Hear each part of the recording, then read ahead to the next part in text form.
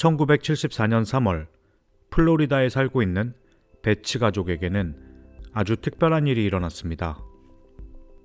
플로리다주 조지 아일랜드 섬 지역에 살고 있던 배치의 가족은 한동안 거세게 내린 비로 인해 피해를 본 것은 없는지를 살피며 주변을 산책하던 중이었습니다.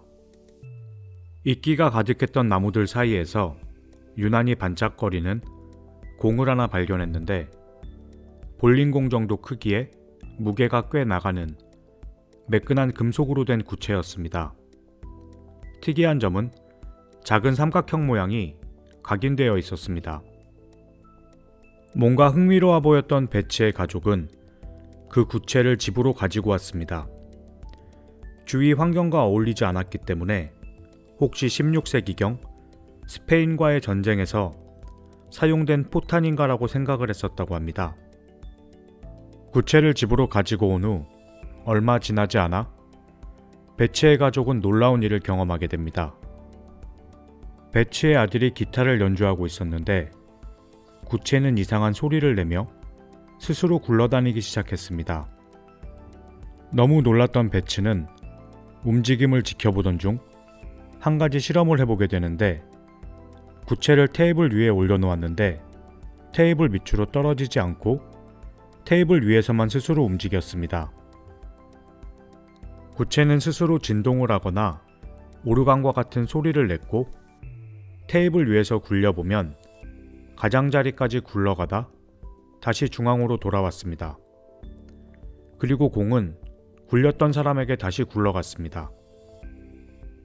가족들이 키우는 개가 있었는데 그 개가 구체를 너무 좋아해서 항상 주위를 맴돌았는데 개가 구체 주위에 다가가면 마치 말을 걸듯이 구체는 윙윙 소리를 냈다고 합니다. 배치 가족은 이 구체의 정체가 너무 궁금했습니다. 지역의 역사를 생각하면 혹시 유물 같은 것은 아닐까라고 생각을 했고 그 지역에 있던 잭슨빌 저널에 구체에 대한 이야기를 전했습니다. 잭슨빌 저널에서 사진작가로 배치 가족을 찾아온 에그너 역시 놀라운 경험을 하게 됩니다. 사실을 확인해보고 싶었던 에그너는 공을 굴려봤는데 굴러가던 공은 스스로 방향을 바꿔 오른쪽과 왼쪽으로 번갈아 굴러갔고 잠시 멈추더니 큰 원을 그리며 다시 에그너의 발로 돌아왔습니다.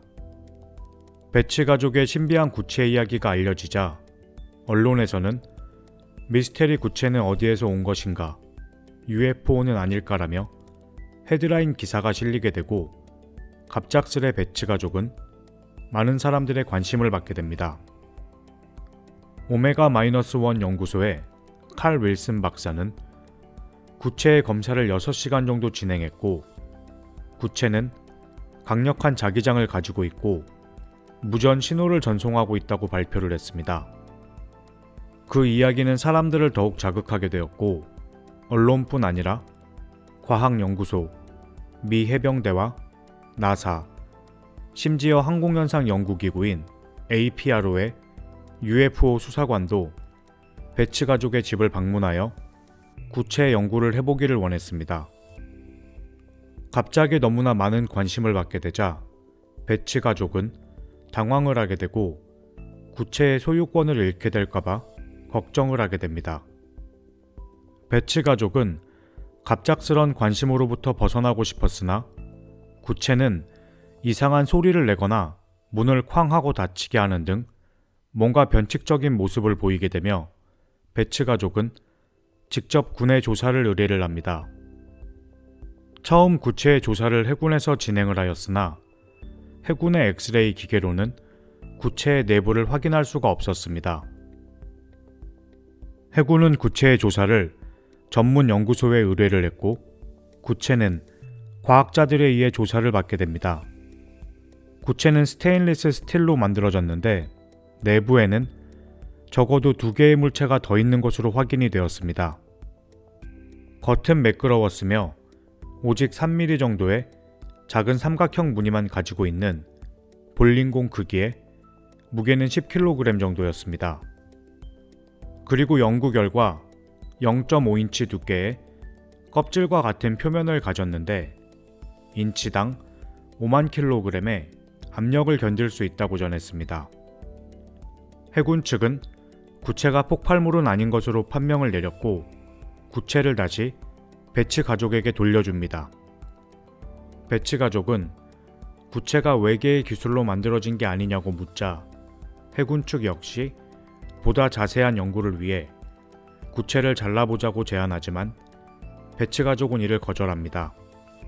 구체를 연구했던 오메가-1 연구소는 구체의 저항에 당황했고 구체가 외계의 탐사선일 수도 있다는 주장을 하며 다른 과학자들에게 구체를 설명했습니다. 시카고 노스웨스턴 대학의 UFO 연구가이자 천문학자인 앨런 하이네크 박사가 구체를 연구해 보았는데 확실하지는 않지만 우주선에 사용되는 연료 탱크나 가스 탱크이며 그 부분이 하늘에서 떨어져 나온 것이라고 추정을 하였습니다. 하지만 생김새는 비슷하나 크기가 전혀 달랐고 명망 높았던 하이네크 박사는 자신의 지위를 이용해 추정을 사실인 듯 말하고 있다는 의견이 많았습니다.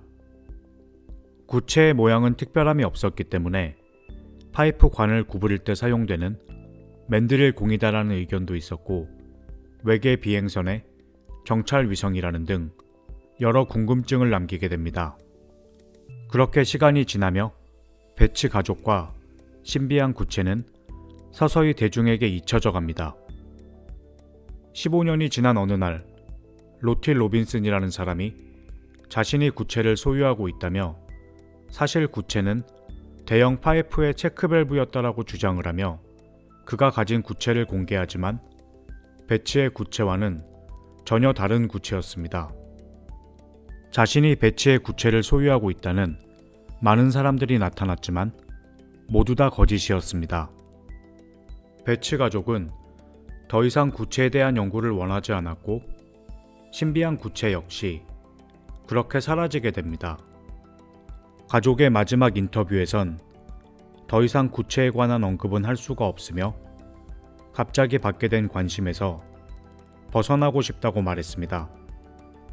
하이네크 박사와 5명의 과학자는 구체는 특별한 것이 없는 단순한 쇠공인 것처럼 보도를 했지만 실제 구체를 목격했던 사람들은 구체는 물리적인 법칙을 무시하는 UFO와 같은 형태이거나 지구에서 만들어진 것이라면 알려져선 안 되는 첨단 기술이 적용되었을 것이라 말했습니다. 나사 항공현상연구기구 APRO의 제임스 박사는 지구상에서 생산된 가장 무거운 원소는 원자번호가 105이며 지구에서 자연적으로 발생하는 가장 무거운 원소는 원자번호 92인 우라늄이다.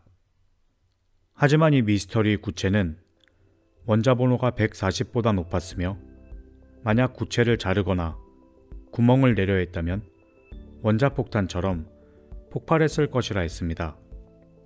구체는 소리에 민감했고 수많은 소리를 냈으며 기계에도 민감했습니다.